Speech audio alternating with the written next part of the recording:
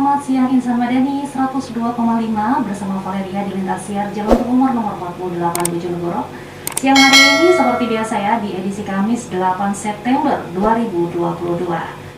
Kebersamaan kita masih bersama Rumah Sakit Aisyah Bojonegoro, di mana untuk hari Kamis ya spesial untuk bincang sehat.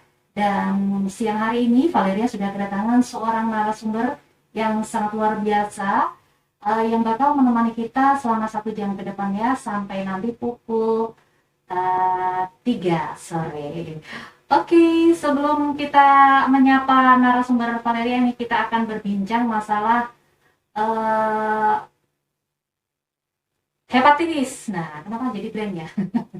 Hepatitis, karena Insan Madani perlu kita ketahui bahwa di pekan ini ya, pekan depan, tepatnya di pekan kedua ya, Insya Allah kita akan masuki ke bulan atau pekan ya, pekan hepatitis. Oke, nah makanya dari Rumah Sakit Aisyah itu mengambil tema hepatitis B, kita harus bisa mengetahui, mencegah, dan mengobatinya.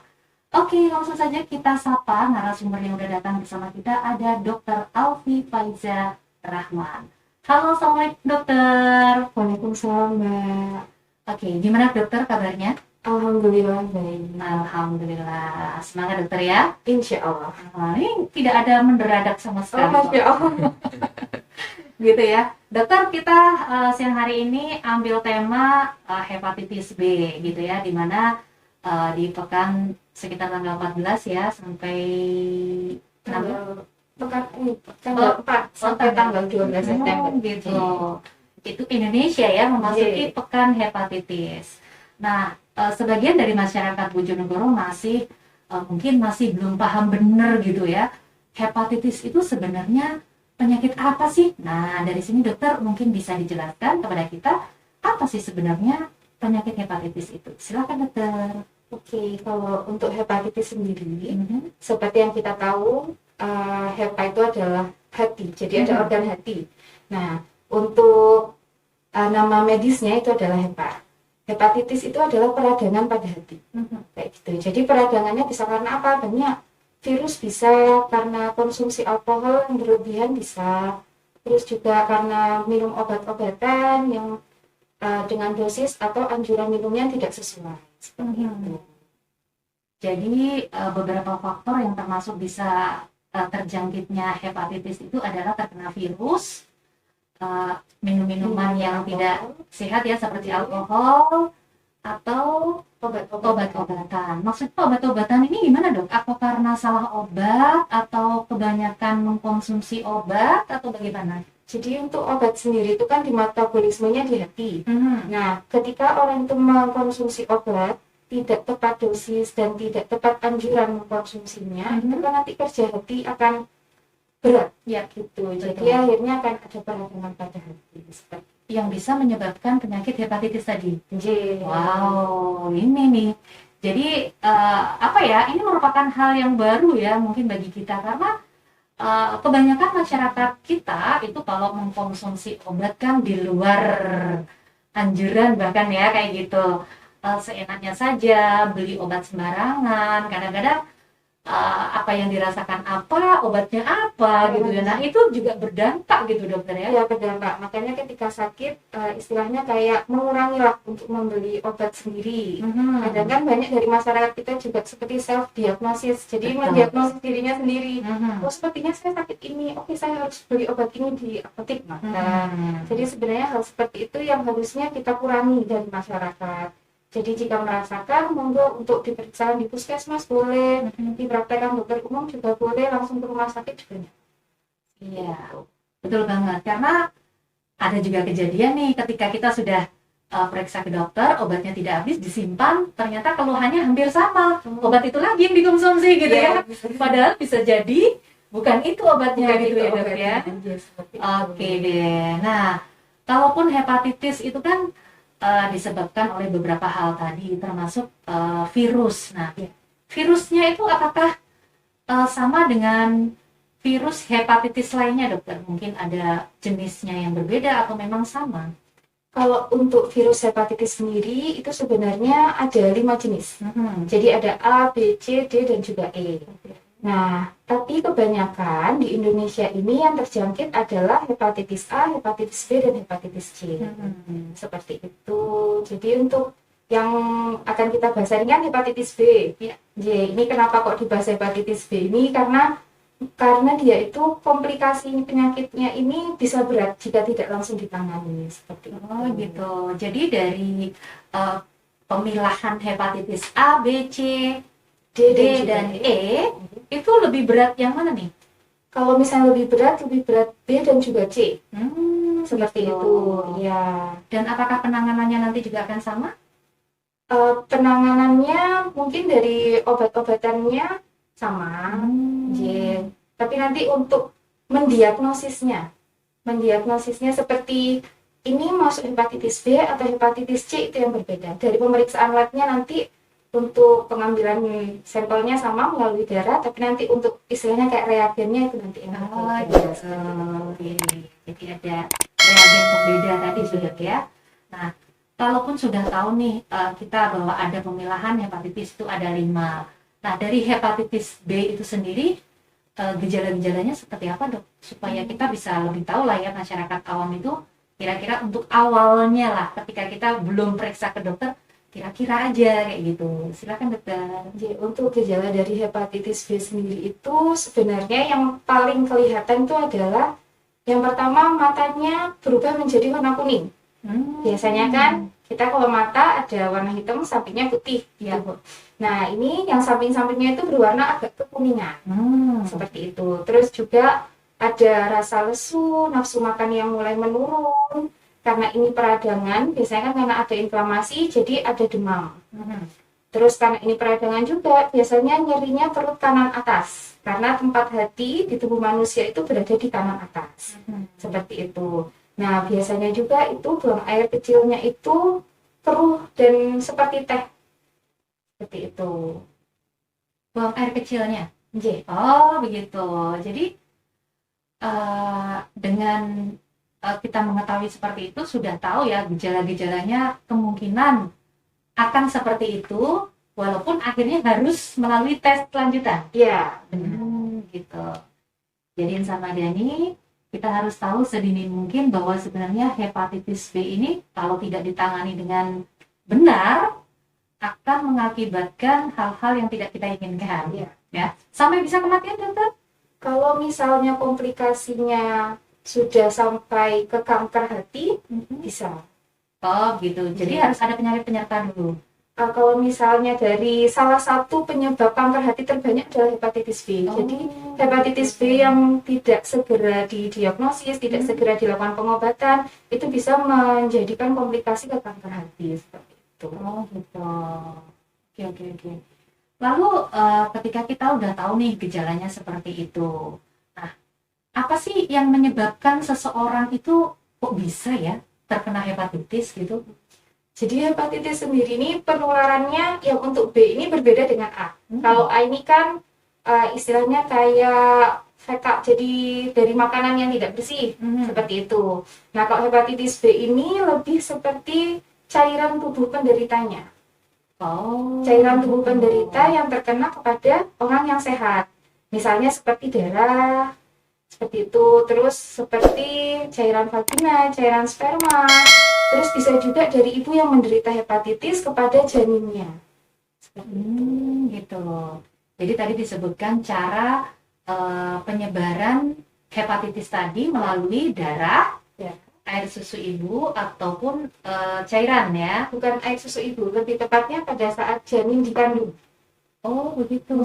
Pada saat janin dikandung kan pada saat ibu menghamil janin itu ada seperti pertukaran darah antara ibu dan bayi untuk mentransferkan yang namanya oksigen, nutrisi. Nah, dari situlah bisa terjadi. Oh begitu. Oke. Kita bahas satu-satu dokter. Tadi darah gitu ya. Darah bisa menularkan hepatitis dari satu orang ke orang lain. Nah itu melalui gimana dokter? Apakah ketika kita mempunyai luka terbuka bersentuhan dengan yang sudah mengidap hepatitis itu bisa menularkan atau bagaimana? Jadi seperti ini, kalau misalnya darah itu lebih seperti misalnya ingin melakukan transfusi darah, ya itu akan dicek dulu apakah ini ada penyakit hepatitisnya atau tidak. Terus juga yang paling beresiko itu pada tenaga kesehatan. Kenapa? Karena biasanya kan pada tenaga kesehatan menyuntikkan sesuatu ke dalam tubuh penderita. Nah itu kalau misalnya jarum suntiknya itu sampai terkena kita juga, itu bisa bermasalah juga. Seperti itu. Terus juga pada penderita talasemi, hemofili, itu biasanya kan pada penderita talasemi, hemofili itu akan melakukan seperti donor darah yang terus-menerus. Seperti itu. Jadi bisa dibilang kalau misalnya darahnya itu tidak lolos uji, maka bisa menularkan terhadap hepatitis juga. Oh, begitu. Ya, ya, ya, ya.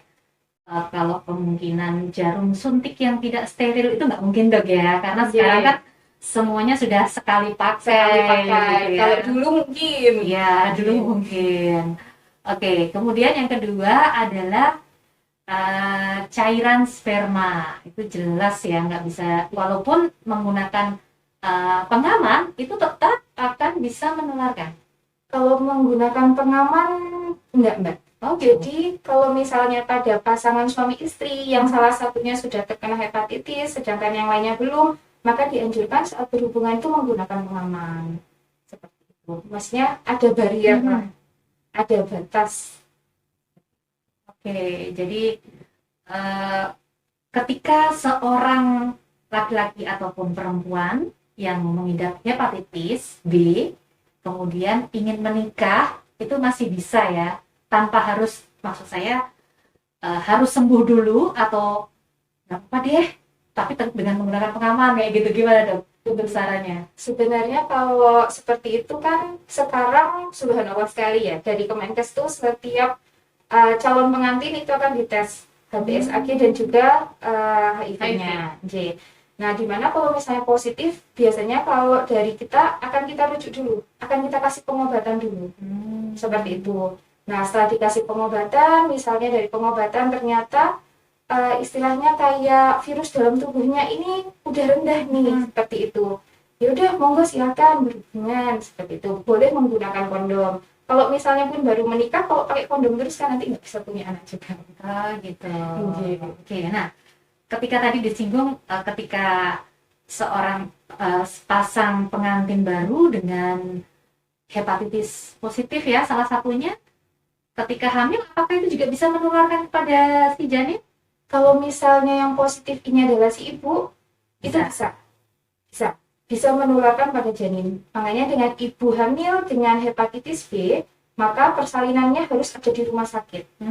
Karena kan biasanya pada saat bayi lahir, itu 12 jam setelah lahir itu harus sudah terkena vaksin hepatitis. Seperti itu. Nah, sedangkan kalau misalnya yang sudah ibunya ada riwayat hepatitis B, itu tidak cuma vaksin aja, tapi sudah istilahnya kayak ada obatnya juga yang harus masuk, seperti itu. Begitu. Oke.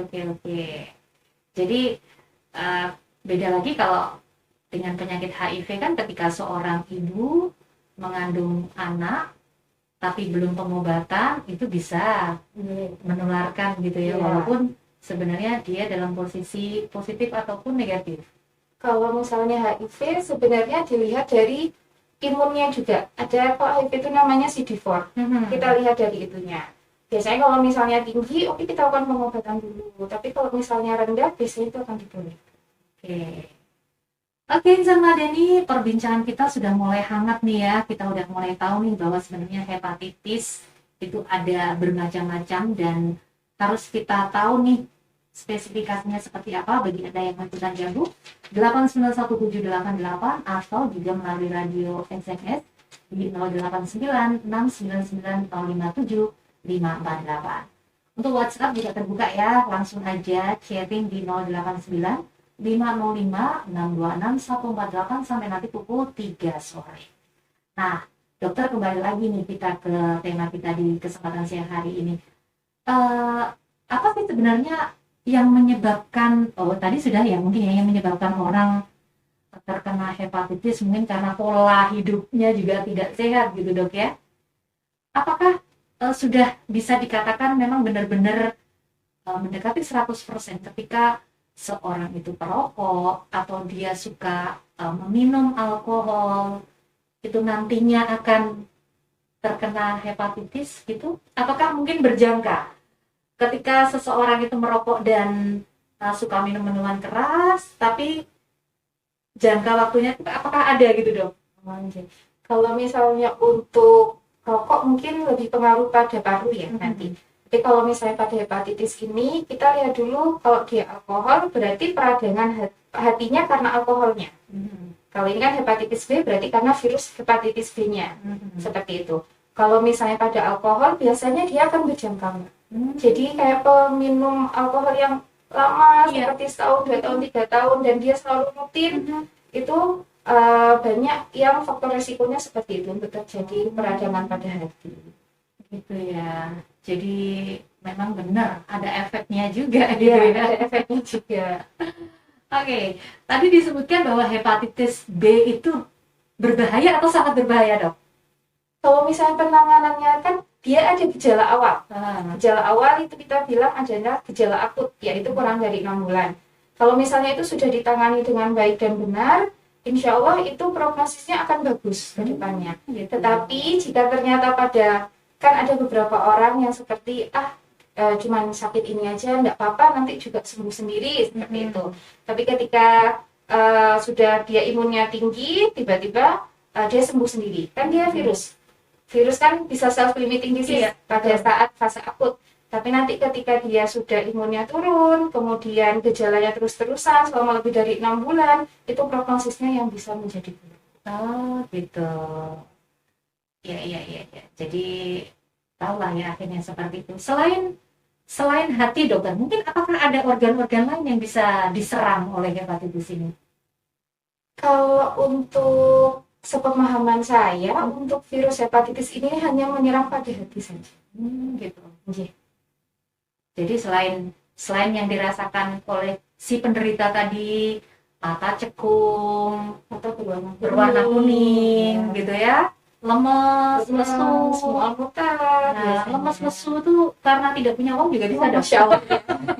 Akhir bulan Ya, terus apa lagi dok tanda-tandanya dok yang dirasakan oleh seorang yang terkena hepatitis? Nyeri di kanan atas seperti itu. Oke, jadi apakah tanda-tandanya juga hampir sama dengan orang yang terkena MAH? Kalau untuk MAH sendiri itu kan di kiri atas, kiri gitu. Kiri dan juga pada kadang di tengah atas itu juga bisa seperti itu. Mungkin 11-12 kadang ada beberapa pasien yang mengeluh, saya nyerinya di tengah atas dokter, tapi ketika lihat matanya sudah kuning seperti itu, berarti kita harus curiga ke arah sana. Mungkin pasiennya tidak terlalu merasakan yang kanan atas, tapi yang di tengah, karena mungkin dari dulunya beliau punya sakit MAH. Itu banyak dari misalnya masyarakat Indonesia kayak, saya dulu MAH, ini pasti MAH dokter, seperti itu. Jadi istilahnya kayak ada yang menyangkal dan seperti itu. Oh iya dokter, dulu itu pernah ada mitos ya, bayi yang baru lahir itu kan kadang-kadang badan kuning termasuk ke mata kuning. Nah, ada yang beranggapan selain dia kekurangan zat-zat tertentu, ada yang mengindikasikan, bukan orang medis ini ya, biasanya orang-orang yang istilahnya kejawen kayak gitu kan, ini bisa nih menjadi penyakit kuning atau penyakit hati. Nah, apakah ini benar penyakit kuning itu selalu diidentitaskan atau diidentikan dengan penyakit hati atau hepatitis itu tadi dokter? Kalau misalnya pada anak kecil itu kan ada namanya seperti icterus neonatum. Ya, kita lihat dulu istilahnya kayak dia konsepnya kapan? Apakah kurang dari 24 jam ataukah lebih? Seperti itu. Kalau misalnya kurang, berarti kita harus cek lagi nih, banyak yang harus dicek. Ini yang salahnya di mana? Tapi kalau misalnya lebih dari 2 hari sampai 7 hari pertama kelahiran, anak itu kuning, habis itu sudah nggak kuning, berarti itu sudah normal. Jadi kuningnya itu normal. Jadi ada kuning yang normal dan kuning yang tidak normal. Seperti itu. Kuning yang normal dan tidak normal gitu ya. Kayak dicat aja. Dokter, kemudian orang dewasa yang terkena hepatitis itu kan bisa menularkan hepatitisnya melalui cairan. Betul tidak? Ya, ketika kita makan bersama dengan piring yang sama bisa menularkan? kalau misalnya dari air liur bisa, tapi yang tidak bisa itu dari keringat. Makanya berjabat tangan atau berpelukan itu tidak. Oh, Seperti gitu. Tapi kalau seumpama makan dalam piring berdua gitu, Ya kan, kalau misalnya sendok berdua satu piring, kita makan, nanti kan dari mulut kita jatuh ke bawah lagi kan sudah bercampur. Seperti ada itu, kemungkinan. ada kemungkinan. Tapi kalau misalnya setelah itu, makanya orang dengan hepatitis ini kadang disendirikan untuk tempat makannya. Tapi kalau misalnya dicuci dengan bersih ya sudah. Kadang-kadang kita kan tidak tahu dokter ya, mungkin ketika kita bekerja di pabrik lah, entah di perusahaan mana lah ya, nggak akan mungkin juga ketika orang terkena hepatitis mengaku aku kena hepatitis loh, gitu nggak mungkin juga ya. Dan kita nggak tahu nih label di kening ada tulisan entah itu HIV, entah itu hepatitis atau sakit jantung, kan kita nggak. Dan bahkan kebanyakan mereka tertutup kan, nggak mau mengakui kalau terkena beberapa penyakit lah, entah berapa penyakit gitu. Nah, jadi apakah ada semacam kuota ketika entah itu liur berapa gram gitu baru bisa menularkan, atau hanya sendok 2 sendok gitu, nggak mungkin Kalau kayak seperti gitu. itu nggak ada ya, Oh ya. gitu. Ya itu lebih, kalau hepatitis itu lebih ke hepatitis A lebih tepatnya. Makanya kan melalui fekal oral. Jadi biasanya itu kalau misalnya kalau di Malang dulu itu ada kasus saya kayak pedagangnya ini yang menderita hepatitis A. Setelah itu beliau masak mungkin seperti lalapan seperti itu. Nah itu kan mungkin kurang bersih menyucinya atau bagaimana. Akhirnya mahasiswa yang beli di situ semuanya kena hepatitis A. Seperti itu. Ya itu hepatitis A seperti itu. Jadi bisa. Jadi misalnya penjualnya ini kurang bersih dan beliau mempunyai hepatitis A dan habis itu menularkan kepada yang membelikan, itu bisa. Itu untuk hepatitis A yang dimana prognosisnya ke depannya akan bagus. Seperti itu. Tetapi seperti tadi, ketika orang yang terkena hepatitis batuk gitu juga bisa menularkan Enggak, hepatitis. kan dia dari, kalau hepatitis B sendiri dia kan dari cairan tubuh seperti itu, seperti darah, seperti yang sudah saya tadi jelaskan. Tapi kalau misalnya untuk hepatitis A enggak, lebih ke fekal oral. Lalu untuk pengobatan sendiri dokter, supaya sembuh dari hepatitis gitu ya, apakah harus MRS atau di rumah aja cukup kayak gitu dokter? Itu harus dilihat lagi, karena yang tadi saya bilang harus dicek banyak ya. Ini kalau misalnya kuning, ini hepatitisnya kenapa? Nah biasanya pasien dengan hepatitis kan juga lemas, mual, muntah seperti itu. Biasanya untuk kita MRS kan. Kenapa? Karena untuk menghindari dehidrasinya. Betul. Karena kurang asupannya itu kita MRS kan, baru habis itu kita lakukan seperti tes laboratorium tersebut. Oh gitu. Kira-kira untuk kalau boleh diperbandingkan gitu ya, orang yang terkena hepatitis B itu masa penyembuhannya itu berbulan-bulan atau bisa sampai hanya berapa hari gitu? Ini dilihat dari mana dulu. Soalnya kalau misalnya dari titer laboratorium itu ada yang bisa istilahnya kayak bisa ada selama berbulan-bulan dalam tubuhnya, itu bisa untuk hepatitis B. Tapi kalau misalnya dari gejala, mungkin dia ada seperti perbaikan gejala. Jadi misalnya gini, saya riwayatnya hepatitis B dokter, oke, berarti kita harus hati-hati sama orang itu. Seperti itu, karena kita lihat dulu istilahnya kayak imunnya terhadap hepatitis B ini lagi tinggi apa lagi turun. Tapi kalau misalnya lagi turun, oh berarti tubuhnya dia ini bisa aja imunnya turun, nanti yang si virusnya ini malah naik. Seperti itu. Tapi kalau misalnya istilahnya kayak, oh ini imunnya bagus, ini maksudnya antibodinya bagus, tinggi, oh ya sudah nggak ada gejala juga, ya udah nggak apa, biasanya seperti itu. Tapi kalau misalnya imunnya turun, terus virusnya itu tiba-tiba naik, misalnya dia terinfeksi lagi, seperti itu, nah berarti kita harus lihat lagi, oh berarti ini butuh pengobatan.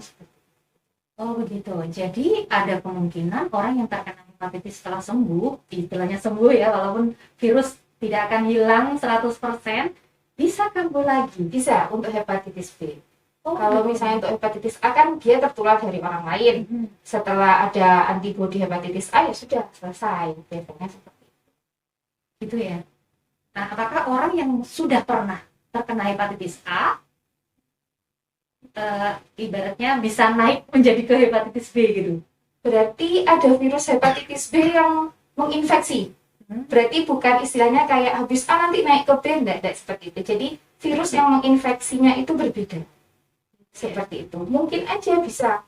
Ini hepatitisnya kok pada saat pemeriksaan laboratorium A-nya positif, B-nya positif. Oh, berarti yang menginfeksi ada 2 virus. Seperti itu. Jadi ketika orang sudah dinyatakan sembuh dari hepatitis B, ada kemungkinan kambuh lagi. Ya, kalau misalnya imunnya itu mulai turun. Hanya karena imun aja ya? Ya.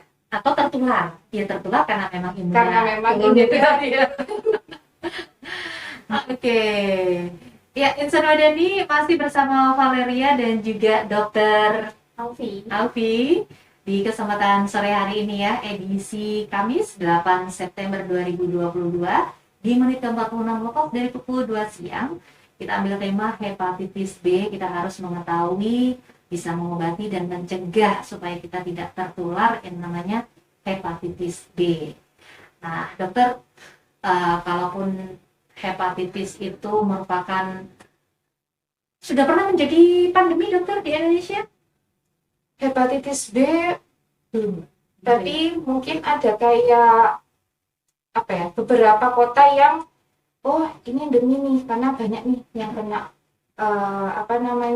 hepatitis B di situ seperti itu. Untuk Bojonegoro sendiri?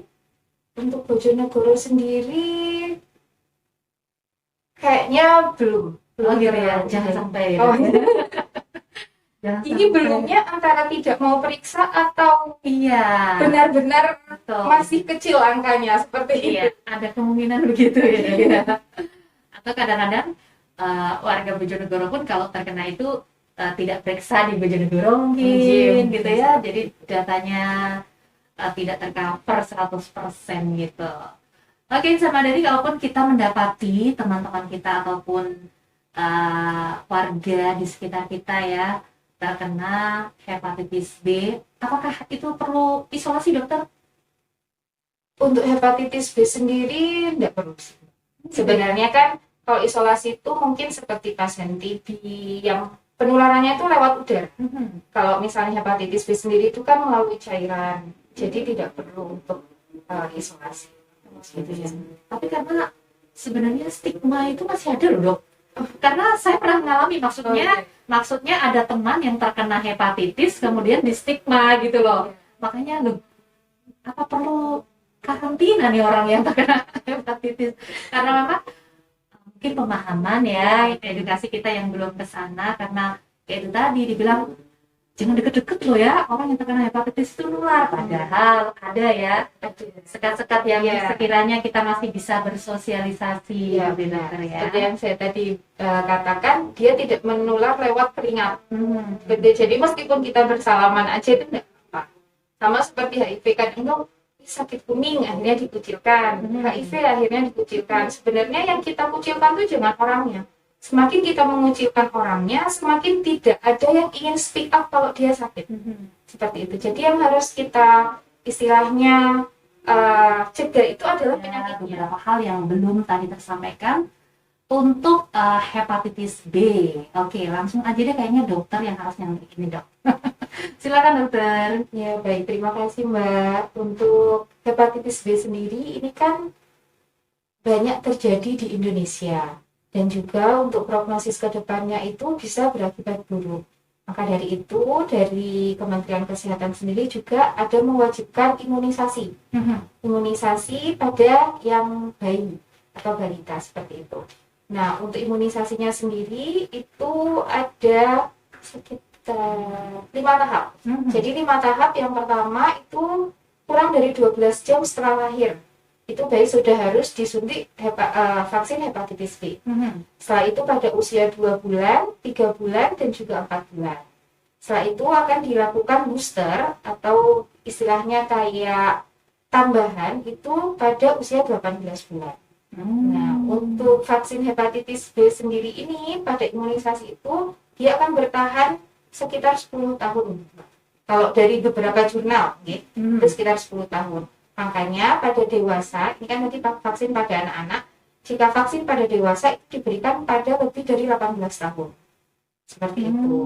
Nah, dan pemberiannya itu bisa 3 dosis. Maksudnya seperti 3 dosis itu seperti apa? Misalnya pada Januari kita melakukan vaksinasi hepatitis pada dewasa. Nah, itu kita sebut sebagai bulan ke-0. Nah, setelah itu Februari itu bulan pertama, jadi kita lakukan vaksin lagi. Istilahnya kayak ngebooster yang tadi, seperti itu. Nah, setelah itu bulan ke-6-nya atau 5 bulan ke depan itu kita akan melakukan vaksin lagi hepatitis.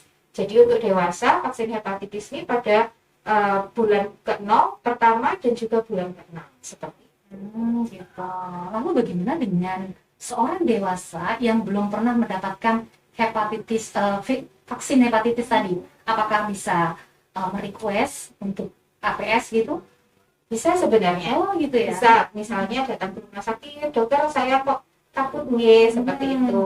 Apalagi sebenarnya vaksin hepatitis ini lebih disarankan juga pada seperti tenaga kesehatan yang setiap hari istilahnya seperti bertemu dengan berbagai banyak pasien seperti itu. Dan biasanya juga pada jemaah haji kalau nggak salah itu juga ada. Terus bisa sebenarnya yang paling aware ya, maksudnya yang paling kayak hati-hati seperti pekerja seks komersial seperti itu harusnya juga menerima beberapa vaksin. Oke, dokter, kayaknya waktunya cukup sampai di sini untuk bincang sehat kita, karena memang kita harus ya berganti lah ya dengan yang lain. Sebagai closing statement, dokter, silakan yang mau disampaikan kepada insan madani yang ada di rumah. Sebagai closing statement, jadi seperti ini. Jika ada tanda-tanda hepatitis, jangan malu untuk memeriksakannya. Jangan pernah malu. Dan jika ada dari sanak saudara ataupun teman-teman kita yang terkena hepatitis, jangan malu untuk merangkulnya. Misalnya kayak ada cerita, kok gini-gini, ayo bareng-bareng kita ke rumah sakit. Ayo aku temenin, seperti itu. Maksudnya kita harus istilahnya kayak adanya kesadaran di masyarakat ini untuk memeriksakan jika ada gejala-gejala yang sudah tadi dijelaskan. Dan jangan self diagnosis, itu yang paling penting. Itu deh, karena kita bukan dokter ya. Oke, terima kasih dokter. Terima kasih atas semua ilmu dan informasi yang diberikan kepada kita. Sangat manfaat. Semoga di lain kesempatan kita bisa berbagi informasi lagi kepada insan madani. Dan insan madani dimanapun Anda berada, kebersamaan kita untuk hari ini sesudah. Terima kasih untuk semuanya saja. Kita akhiri perjumpaan kita untuk hari ini. Fastabilul khairat. Wassalamualaikum warahmatullahi wabarakatuh. Salam spirit madani.